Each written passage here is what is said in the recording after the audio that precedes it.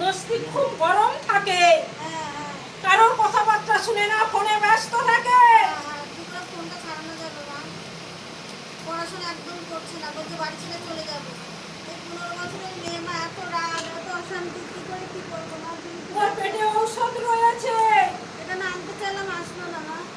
ও আসবে না, ওর সঙ্গে বিশ্বাস রয়েছে। জল পড়া খায় না মা, মারুলি করে না, প্রচন্ড সন্দেহ করে তোদেরকে।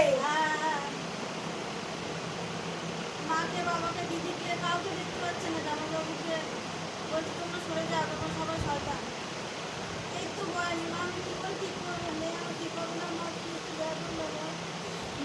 ওকে অমাবস্যায় স্নান করাতে হবে, কাটান করতে হবে, মহামৃত্যুঞ্জয় কবচ ধারণ করতে হবে, ঔষধ মারতে হবে। ওর সঙ্গে জিন আত্মা রয়েছে, ভৌতিকের ব্যাপার আছে। তার জন্য যখন তখন সুসাইড করতে যায়। নিজেদের কারোর কথা কিন্তু কানে দেয় না, প্রচন্ড শক্তি দেখায়, তখন কেউ ওকে ধরে রাখতে পারে না।